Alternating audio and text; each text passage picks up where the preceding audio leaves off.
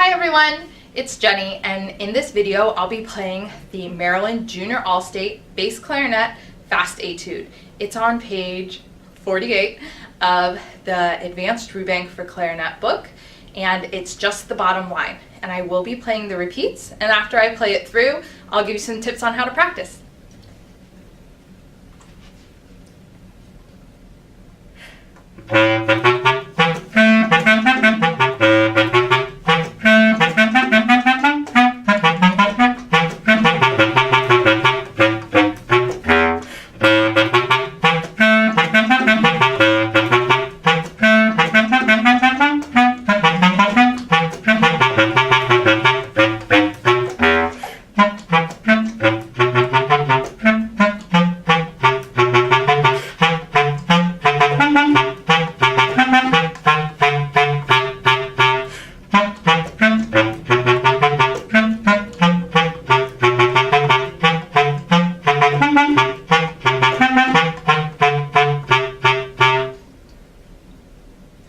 There we go.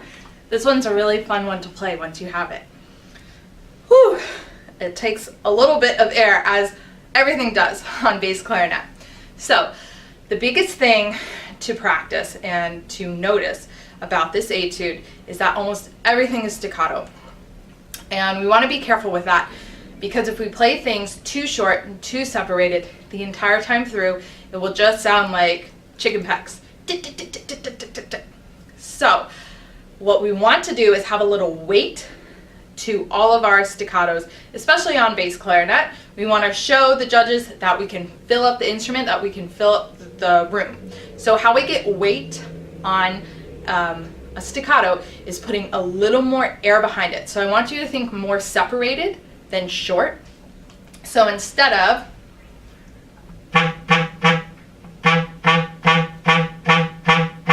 we still have separation between the notes, but they're not as dry and short.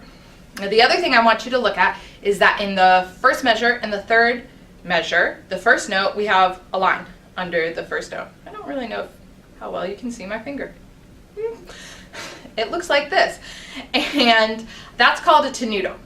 And so we want to make sure that that note is long and a little more sustained than the other notes. We really want to show the difference between the tenuto notes and the staccato notes. So I'm going to play the very beginning for you again.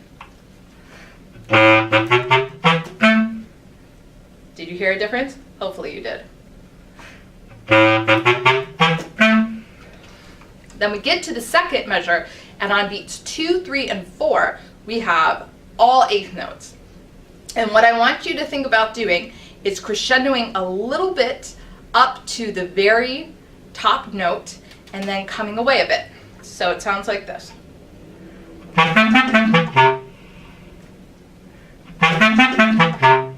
And then we come away. Then the phrase repeats for measures 3 and 4.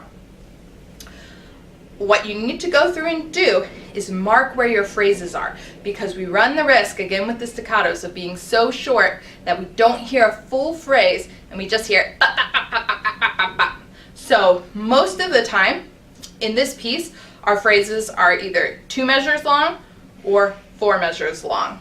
So at the beginning, it goes 2 measure phrase, 2 measure phrase, and a 4 measure phrase. And if I remember from my degree in music, I think that's called a sentence, but don't quote me on it. Now, the other thing to notice is when we're in the second line, when we have the A sharp, that's the second to last measure of the second line. It's the same note as B flat, right? And we're coming from a B natural right before it. So we need to play the B natural as fork fingering. So that's B flat plus the sliver key here. Then we don't have to flip-flop, so we just go. And we would set our embouchure first so we don't get that weird sound that I had. So we play B with the fork fingering, then we lift off the sliver key and we get B flat. And then that again happens before the repeat in the fourth line of music. Now, the other biggest thing to show the judges that you see is that at the repeat, it goes down to piano.